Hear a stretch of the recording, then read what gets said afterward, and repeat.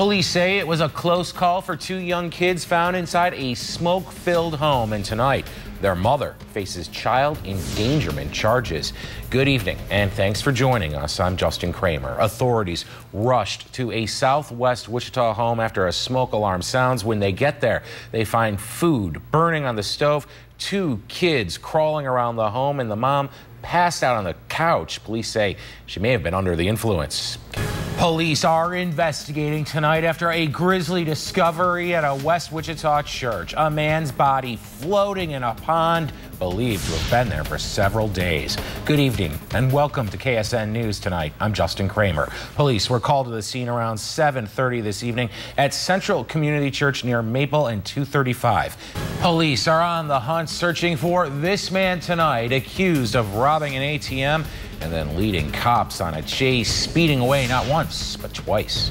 Good evening, and thanks for joining us tonight. I'm Justin Kraemer. The suspect got away for the second time in a row after police spotted and chased a vehicle matching the one they'd been searching for, and they believe it may be connected to a string of ATM thefts. Back to the news now, where some tenants at Southlake Village learned today they won't be able to move back into their apartments. Some were just too heavily damaged by an armed standoff with an attempted murder suspect that ended with his death last week. We do appreciate the cooperation we got out here. The very last of the tenants forced from their homes by last week's standoff finally got a chance to see what's left of their apartments.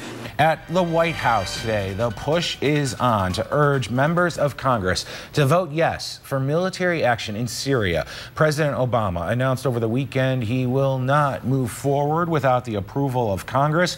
We get the latest from NBC's Tracy Potts on Capitol Hill. Some families who lost everything in an apartment complex fire getting a fresh start. And tonight, for one family, they now have a place to finally call home. Good evening, and thanks for joining us tonight. I'm Justin Kraemer. The investigation continues this evening into what sparked a massive 3-alarm fire at the Ashley Lane apartments on Tuesday. Meantime, some residents left homeless are trying to get back on their feet with a helping hand. Police say when the weather gets hotter, the mercury isn't the only thing that's rising. So is gang-related criminal activity. And now they're reaching out to the public to not tolerate gangs on their streets. Good morning. Thanks for joining us this Labor Day. I'm Justin Kraemer. Both Mark and Leon have the day off. That's why J.D. Rudd is here along with me. I don't know if you've noticed this, but I'm wearing a bow tie this morning. Yeah. Shocking. It looks good though. You're pulling this off. It's borderline. You had somebody say you were reminiscent of who? Yeah, I believe I got a Charles Kuralt comment this morning, or Osgood. Charles Osgood. Okay. Which, you know, it's better than Orville Redenbacher. When I wear mine, I get Redenbacher and Bill Nye. Yeah. And the occasional Pee Wee comment. The reason I'm wearing this, it's for MS. They've got their annual bike ride coming up this weekend. Trying to raise a little awareness for that this morning. Plus these bow ties for sale to help out with MS research, and you can find all about that by clicking on the story we've got on the MS bike ride on KSN.com. Well done. Well said as well, and a great support cause there for the bow ties as well. A forecast-wise really quick for today. It's going to be nice. We, the jury, find George Zimmerman not guilty. George Zimmerman not guilty as a Florida jury works through the night to dismiss all charges against the neighborhood watchman.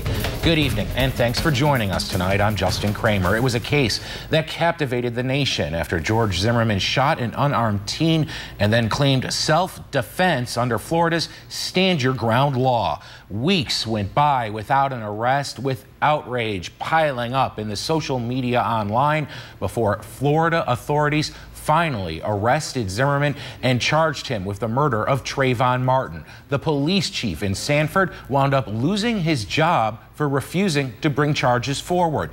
Now, over the last year, the case churned its way through the always unpredictable Florida court system with a 2-week trial, all wrapping up on Friday. That's when the case went to the jury. And today, that jury, 6 people, all women, deliberated for more than 16 hours this Saturday, breaking only to ask for a further definition of manslaughter charges.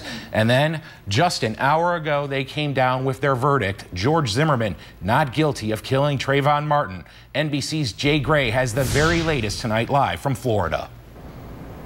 Good evening. There is a decision now in Central Florida.